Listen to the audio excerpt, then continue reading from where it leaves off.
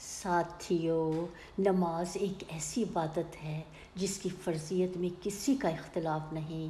ایسا شخص جو نماز کا منکر ہو، اس کے کافر ہونے پر سب کا اتفاق ہے۔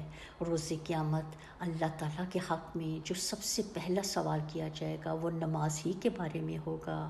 نبی کریم صلی اللہ علیہ وآلہ وسلم نے فرمایا کہ جب بچہ 7 سال کا ہو جائے تو اسے نماز کی تاکید کرو، اور اگر وہ 10 سال کی عمر میں بھی نماز نہ پڑھے تو اسے زبردستی نماز پڑھاؤ۔ آج کی ویڈیو میں ہم نماز کے بارے میں چند اہم سوالات کے جوابات دیں گے۔ سوال نمبر 1، اللہ تعالیٰ کو کون سا عمل سب سے زیادہ محبوب ہے؟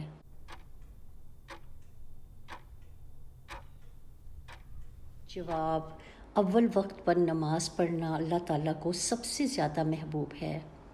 نبی کریم صلی اللہ علیہ وآلہ وسلم نے کون سے پانی سے وضو اور غسل کرنے سے منع فرمایا؟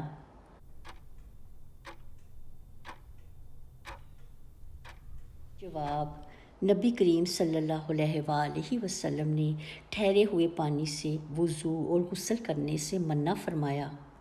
سوال نمبر 3، کون سی نماز فوت ہو جائے تو نمازی کا مال و دولت اور اہل و عیال لٹ جانے کے برابر ہے؟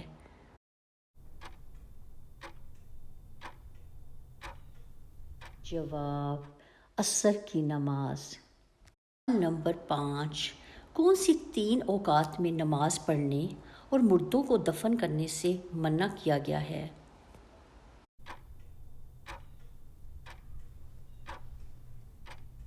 جواب، طلوع آفتاب کے وقت۔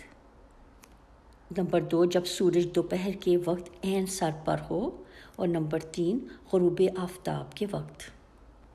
نمبر 6، وتر کی نماز کی کتنی رکعت پڑھ سکتے ہیں؟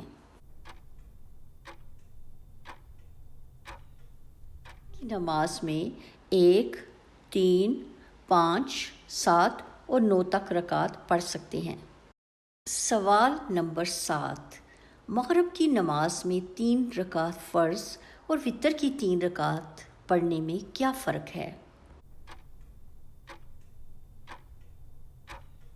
جواب، مغرب کی 3 رکعت ہم فرض کی طرح پڑھیں گے، یعنی دوسری رکعت میں قاعدہ کریں گے، لیکن وتر کی 3 رکعت میں ہم تینوں رکعت میں سورۃ فاتحہ کے ساتھ کوئی سورہ ملا کر پڑھیں گے، اور دوسری رکعت میں قاعدہ کے لیے نہیں بیٹھیں گے، بلکہ تیسری اور آخری رکعت میں ہی قاعدہ کر کے سلام پھیریں گے۔ سوال نمبر 8، کون سی ایسی نمازیں ہیں جو بوقت ضرورت ملا کر پڑھی جا سکتی ہیں؟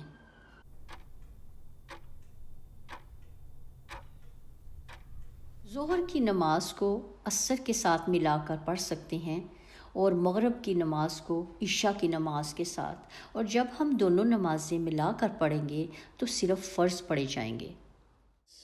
قصر نماز کی قضا کیا ہے؟